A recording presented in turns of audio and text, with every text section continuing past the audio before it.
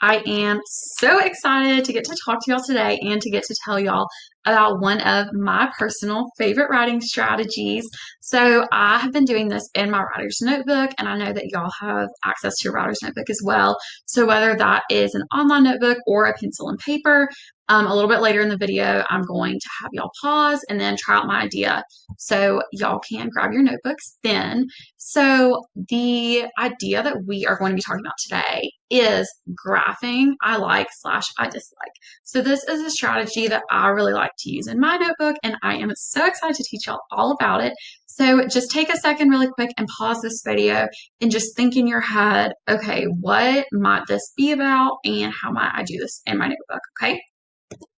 So, graphing I like slash I dislike. There are three main points that I think are really important when you're thinking about this writing strategy. So, point number one, this can be about anything that you want it to be. If you just want to think super big picture and think about everything in the world, all of your likes in the world and all of your dislikes in the world, you can do it about that. But you can also do it about smaller things too. So, for example, you could do it about different seasons, right? So, you could do it about maybe the season of winter. So, I would say for winter, I like having snow and I like all of the yummy treats and I like all of the lights that everything's decorated with, right? So, you could do it in a way like that where it's more specific, or it can just be anything that you want it to. It's totally up to you and whatever you want to do. And the second thing about this strategy is that it can help you to think through problems that you might be having. So if you are in a situation, you're just like, oh my gosh, I don't know what to do. Maybe you're trying to decide where you should go on vacation and you're thinking, maybe I want to go somewhere that has a park, right? You can think about all of the things that you like about parks and all of things that you dislike about parks. And then from there, you could think about different areas like maybe the beach or maybe the mountains, different places that might have parks for you to go to. Like I said, it can be about whatever you want, whatever is important to you. So if finding a park on your vacation is what's most important to you, then go for it. And number three is that this can really help you to just see the bigger picture in situations, right? So like I was saying, you can make this totally big picture and it can be about anything in the world. And that's something that I think is really cool about this writing strategy is because it can be whatever you want it to be. And there are so many different ways to do it. So this is an example of mine. So as you can see on one side right here, it says I like, okay? So as you can see, this box is the biggest, and then this box is a little bit smaller, and then this one's a little smaller, and they get smaller and smaller and smaller. So how I thought about that is that the biggest box for I like, that is what I like the most out of everything in the world, right? And then the second box, I still like it a lot, but it's probably my number two, like, not my number one. And then it sort of goes like that. Same for I dislike. So the biggest box for I dislike, that is what I dislike the most in the world. And then it goes down after that. So I'm going to talk y'all through mine really quick before y'all go work on yours, okay? So for I like, my very favorite thing that I like in the entire world is the Rocky Mountains in Colorado. I have lived there for the past 3 summers and I absolutely love it. It is so beautiful and so much fun. It is the best place ever. So that's why I have that as my number one like. And then for my number two like, I have sweet tea because that is my favorite drink ever. And I would seriously have that for every meal ever if I could. So that's why I have that one pretty high up there too. And then for my number three, I have the mountains in Boone, North Carolina, because that is where I go to college. This is my 4th year here, and I love it. And I think it is so pretty. And I've just had a great time here. So that's why I have that one up there too. And then I have Cookout because Cookout is just one of my favorite restaurants ever. So I had to put that one up. And then I just have some pretty mountain views and then a sunset. So those are all the things out of everything in the world that I like the most. Okay. So then, still thinking grand scheme in the world, here are the things that I dislike the most. So mice is my number one. I am so scared of mice. One time I was living in a place that was infested with mice.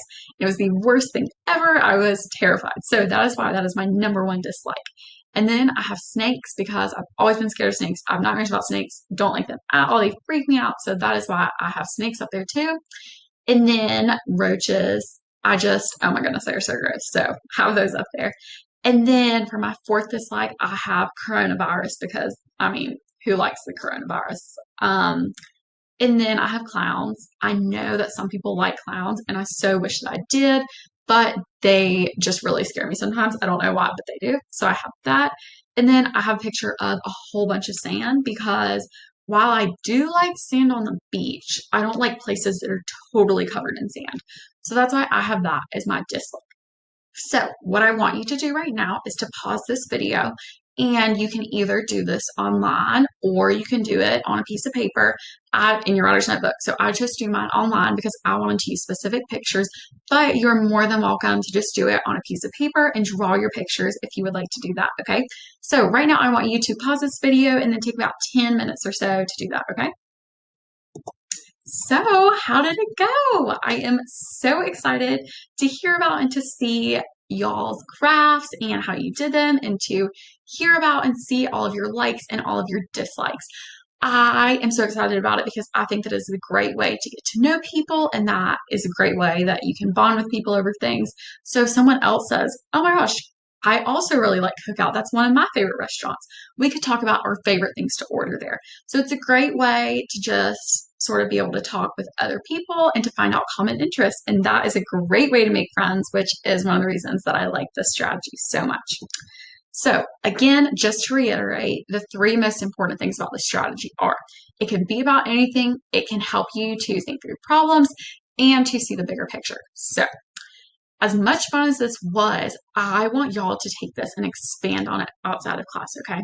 So, at some point this weekend, I am challenging you to do another I like / I dislike chart. But here's the catch. If on your first time when you just did it, you did a totally big picture, everything in the world, then I want you this weekend to do it about something that is really specific so that it's challenging you in a different way. But if you, on the one that you just did something that was super specific, then I want you to challenge yourself differently this weekend and do something that's totally big picture. This can be done on your couch, in your bed, outside, at a park, anywhere that you want. Just something to really be able to get y'all thinking, okay? And make sure to tell your family when you get home about this graph, and maybe y'all could all work on making one together, and that would be super cool. So I'm super excited that y'all got to watch my video today, and I hope that y'all really enjoyed working on your graphs.